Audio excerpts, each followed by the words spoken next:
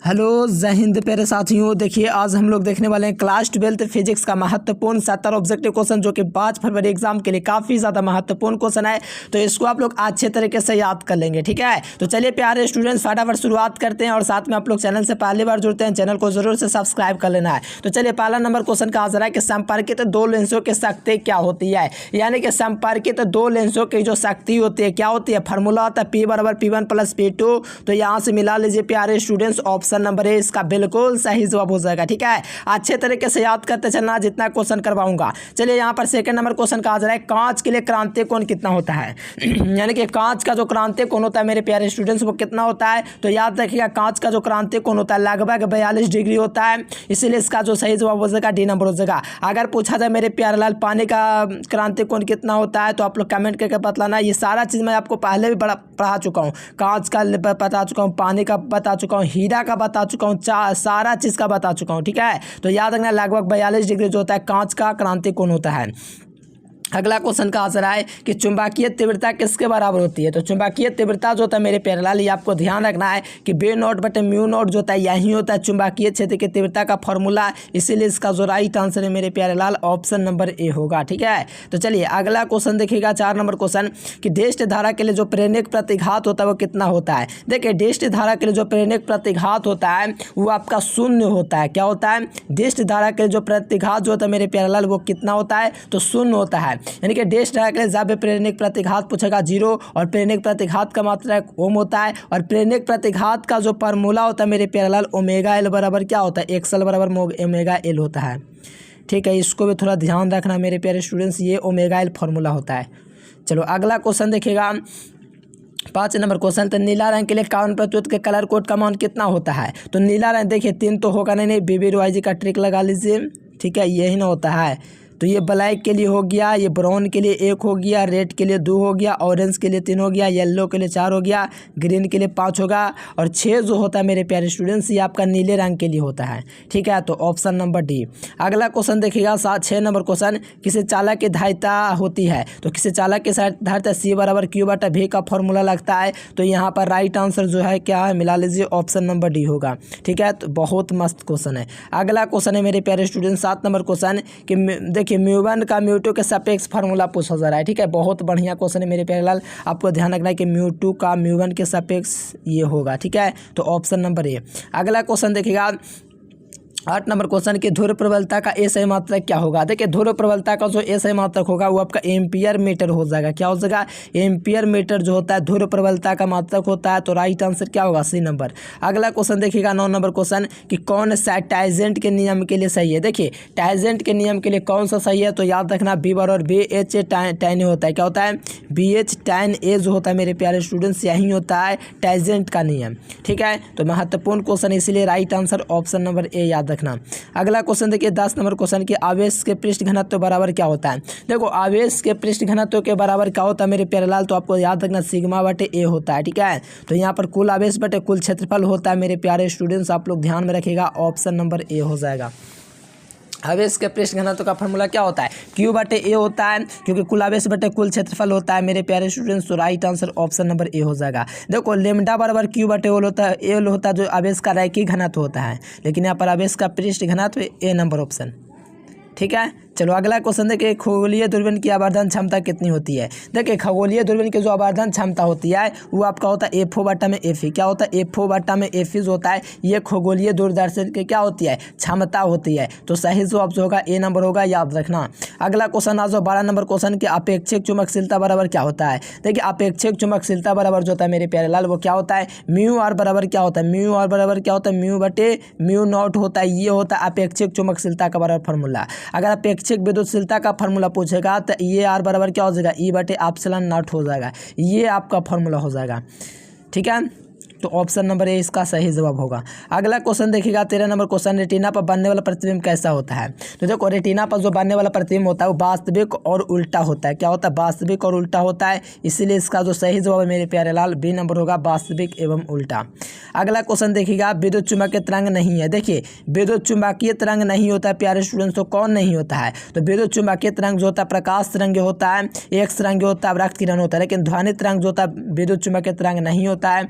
इसीलिए ये right answer सही नंबर। अगला क्वेश्चन देखिएगा 15 नंबर क्वेश्चन। तो निम्नलिखित में से कौन अल्फा किरण के लिए सही है? देखिए अल्फा किरण यहाँ होना चाहिए था। तो अल्फा किरण के लिए क्या सही होता है बताओ? तो ये अल्फा किरण जो होता है मेरे प्यारे लाल, ये आपका हीलियम का नाभिक होता है। बताओ तो अल्फा कण क्या होता है बताओ? अल्फा कण के लिए कौन सही है? हीलियम का नाभिक अल्फा कण थोड़ी होता है। ठीक है, ये आप लोग थोड़ा कमेंट करके बताए ना मेरे प्यारे स्टूडेंट्स। हीलियम का नाभिक तो कुछ और होता है।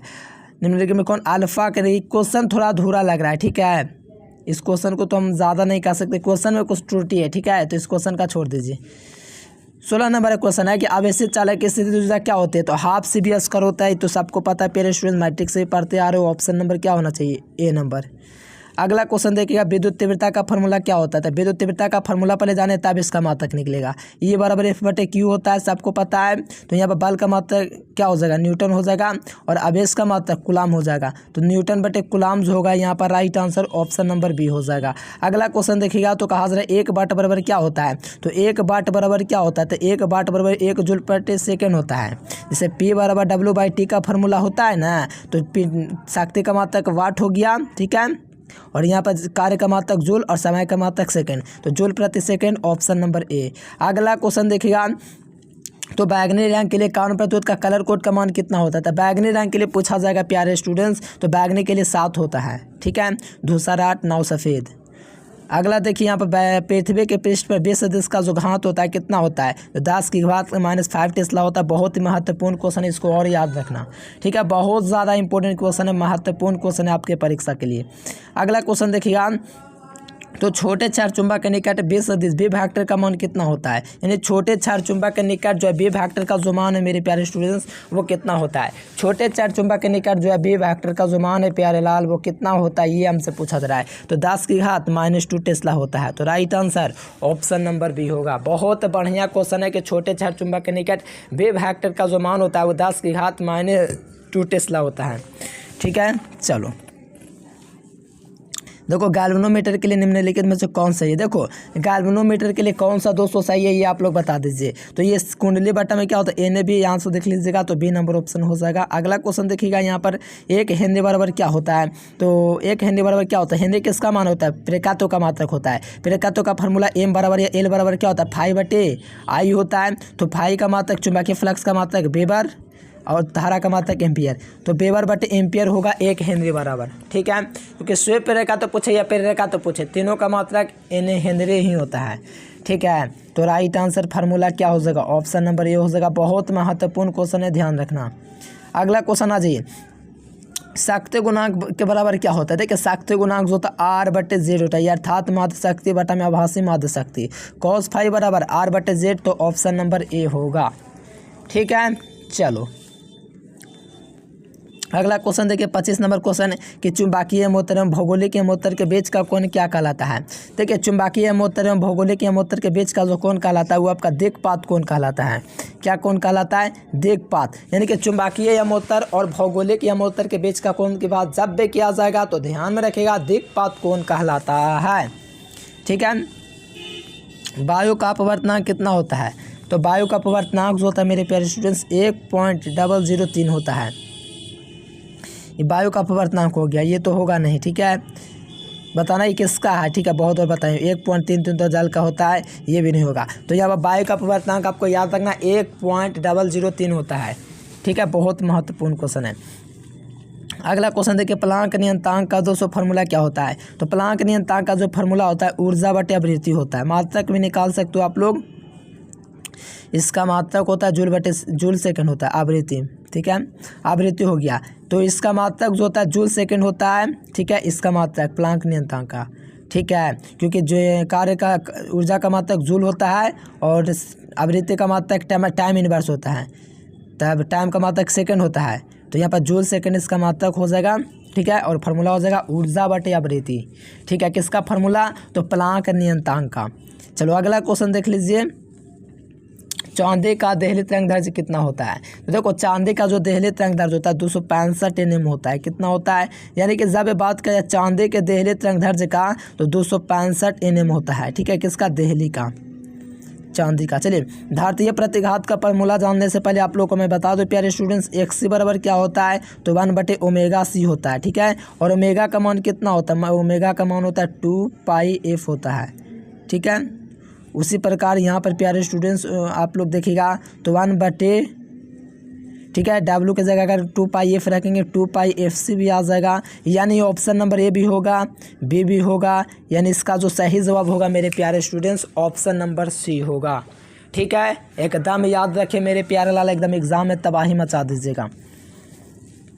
चलिए अगला क्वेश्चन देखिए, 30 नंबर क्वेश्चन मेरे प्यारे लाल के प्रेरणिक प्रतिघात बराबर क्या होता है। प्रेरणिक प्रतिघात बराबर जो होता है वो कौन होता है, ये हमसे क्वेश्चन कहा जा रहा है। तो प्रेरणिक प्रतिघात जो होता है किसके बराबर होता है, तो याद रखना एक्सएल बराबर ओमेगा एल होता है, क्योंकि फार्मूला होता है एक्सएल बराबर ओमेगा एल और साथ में ओमेगा का मान 2πf होता है, तो यहाँ से रखेगा तो बी नंबर बी, यानी इसका जो सही जवाब है वो सी नंबर होगा। कितना महत्वपूर्ण, अति महत्वपूर्ण क्वेश्चन है मेरे प्यारे लाल, एकदम तबाही मचा दीजिए एग्जाम में सीधे जाके, ठीक है। हाँ बिल्कुल ठीक है मेरे प्यारे लाल, चैनल को भी सब्सक्राइब करते जाना।